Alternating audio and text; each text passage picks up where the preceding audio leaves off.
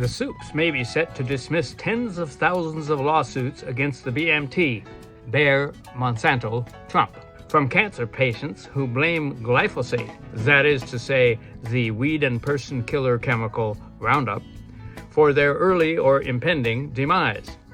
Since the EPA approves of Roundup as a freedom-ready weapon for agribiz, it is left to the states to control the beast. A Supreme Court decision in favor of BMT Agribiz Inc. would prohibit the states from doing so. Now, I've always been a booster of states' rights, right? Well, lately I'm forced to support Radio Free something or other and ABC Disney and former FBI directors and all kinds of agencies I never heard of but was against anyway. Speaking of anyway, the soups warmed up for this expected atrocity by ruling that expanded Confederacy states may eliminate all black voting districts, ensuring another generation of Jim Crow Congress. No surprise, par for that Trump golf course. A federal court has temporarily stopped the Trump-estate from removing bike lanes in D.C. The government has called the proposed removal a national security issue, as there is an urgent need for tank lanes. President Flat Earth has fired the 22 members of the National Science Board. They will be replaced by 22 of Elon Musk's children. New rules deny entry to refugees who fear returning to their home country. We don't need more wussy snowflakes. We need immigrants who only fear God and Trump. Former Phoebe head James Coomey has been indicted for arranging seashells to spell out 8647 a year ago. That was, for those who forgot their math, a death threat. 86, American slang for murder. Speaking of which, the murderer of Renee Good is back on duty with, thus far, no consequences. 6 senior libtard Justice Department officials quit over the mishandling of the case. They will be replaced by Hulk Hogan's and Kid Rock's kids.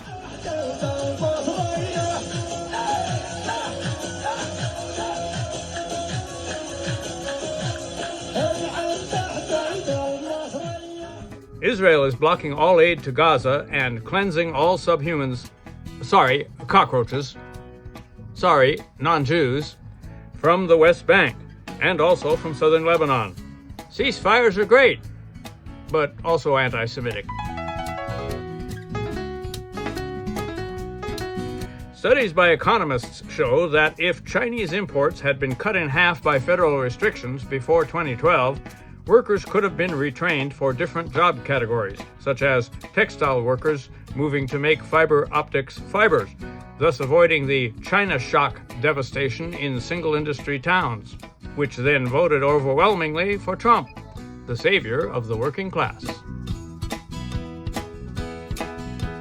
In this scenario, Trump would never have been elected, but such a training undertaking would have required a Roosevelt-level campaign, entirely appropriate to the moment, but sadly, no longer in style. A history note, while it's legal. Quote, "The office of the presidency appears to me to be clothed with such powers as are dangerous, and to be a king of the worst kind, an elective king." Unquote. So said early American dissident and worrywart George Washington. In response to the question, would you say that CIA overthrows of governments and maintenance of numerous massacre-based regimes would constitute state terrorism? 43% responded, don't know, while 57% responded, don't want to know.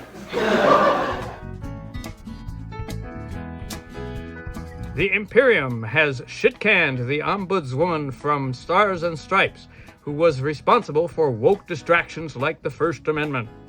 The Troop newspaper has always posed a probe for the brass, who tried to silence it on Iran-Contra and, of course, on soldiers' attacks on officers during Vietnam. Haig Boy summed it up. Frag that rag.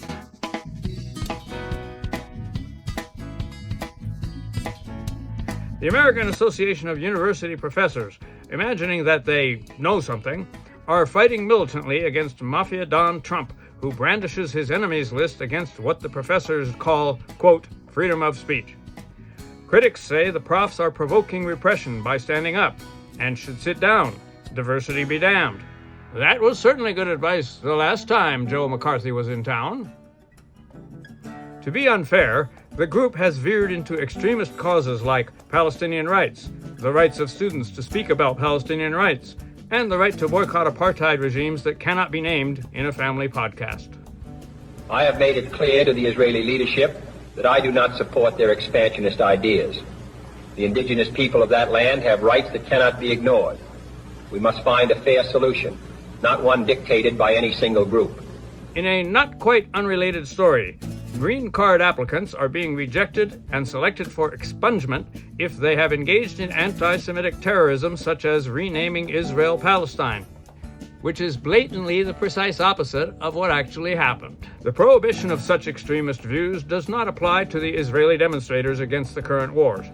The policy prohibits only attacks on the culture of Israel, known in anti-Semitic slang as the cult of Israel. Immigration Services officers, meanwhile, and this one's true, have been renamed Homeland Defenders and been given full body armor and superpowers. Well, part of it was true.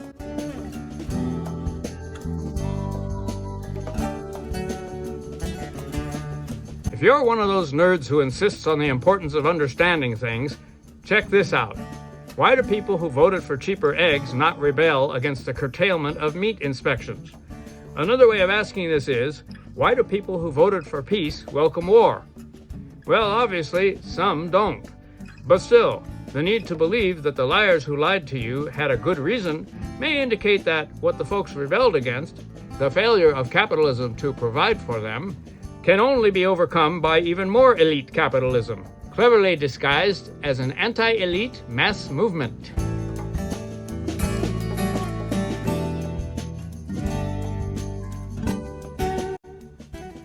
And the Trump-estate wants to bring back firing squads. Guns are not the problem, it's the president.